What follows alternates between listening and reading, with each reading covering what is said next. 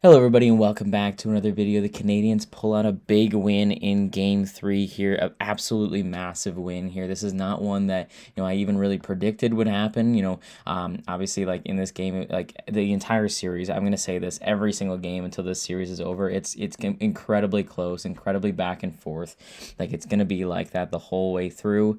Like it's just been incredible the way that the series has gone, and I really wish in a lot of ways that I could watch this as like a non-biased spectator, but unfortunately I have to clench my fists the entire 60 plus minutes. All three of these games have gone to overtime, so they've been more than 60 minutes long. It's been unbelievable. We're gonna look back on this series at the end of it and be really happy with ourselves, and really like we're gonna be able to reminisce on this for a long time. It's very, very cool. But this is a game where like the first line was nowhere. I didn't see Suzuki, Caulfield, or Slavkovsky do anything well the entire time. So the fact that we come out with a win, considering that, is unbelievable. Everybody else in the lineup was playing incredible. Kirby Doc, like everybody knows the story by now of how he, basically had to delete his social media because people wouldn't stop sending him hate mail after giving up that goal in game 2 there. Even though there's way more that went wrong than just that. For Kirby Doc to get all the hate is just ridiculous. But either way, I think like to go from that to getting 2 points in this game, a goal and an assist, his first goal in the playoffs this year. His first 2 points here in these playoffs, like unbelievable what he's been able to do. And then Lane Hudson to score the game-winning goal in overtime off an absolute bomb that essentially goes bar down on Vasilevsky.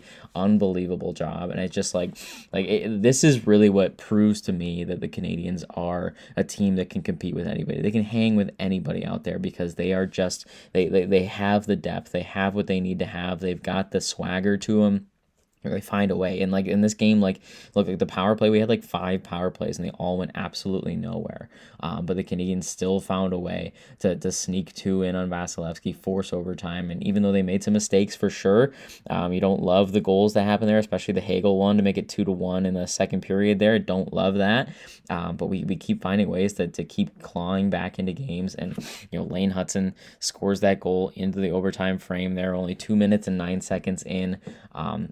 We find a way to win games, and we've got ourselves a 2-1 series lead with another game coming on Sunday in the Bell Center, and I imagine it'll be just as loud, if not louder, on Sunday with another chance to take an absolute commanding lead in this series here. Obviously, there is no such thing as a safe lead when you're playing against Tampa. It's just like within a game, within a series, anything, like it's gonna be one of those contests. It's gonna go 7 games, in my opinion. I feel like there's just no way we win, another another 2 games in a row there and kick them out. But we'll have to see what happens. Obviously, you never know. But yeah, I feel like it's going to be a very, very interesting series all the way down. But very good game. Let me actually talk about the game now. Now that I've rambled for a while, Texier, unbelievable. Texier as well, a guy who literally got cut by the St. Louis Blues only a few months ago. Got picked up for literally nothing by the Montreal Canadiens, and he scores in the Bell Center to start these playoffs off for Montreal. Its first goal of the playoffs. Obviously, Bolduc and Doc, those 3 guys, they make great plays there. Doc just showing that he's not going anywhere. I love the idea from Martin St. Louis. Even I was even thinking like that he would get benched. I feel like it made sense to kick him out and get like Gallagher in or somebody like that instead. But I can respect the decision there to keep with Doc, and it obviously worked out very, very well for them because he found a way to make an impact. He found a way to get himself on the score sheet twice in this game here. So absolute great decision there by Martin St. Louis. It worked out very, very well. And Texier, the benefactor of that great play by Doc, gets us on the board there. Only a few minutes later, Braden Point on the power play. Got to be a little bit more disciplined. Obviously, it's very very difficult to be disciplined against this Tampa team who is just, begging for us to take penalties and take swings at them and all that kind of stuff. So it makes sense. It's tough, and even more tough in the second period when Hagel scores unassisted. That's just one, like, it all starts with that Evans turnover there. He gloves it down, goes into the zone, changes the angle, and it's just like, I get the idea. It's like it changes the angle, and then it opens you up a little bit. But that's just one that Doba should probably have. Obviously, we're not going to lament too much on it because we ended up winning the game, but it's a tough one. You don't love to see something like that go to the back of your net, but here we are. That's what we're dealing with there. But that's okay, because obviously Kirby Doc, a little while later into the tail end of that second period there, he gets us back into the tie game situation. I could have sworn that Bolduc tipped that one, but apparently not. It ends up being Doc's goal. He just kind of turns and fires on net, goes through a couple of bodies and finds his way through Vasilevsky, ties the game up. Arbor Jackeye gets himself a point there. Good for him as well.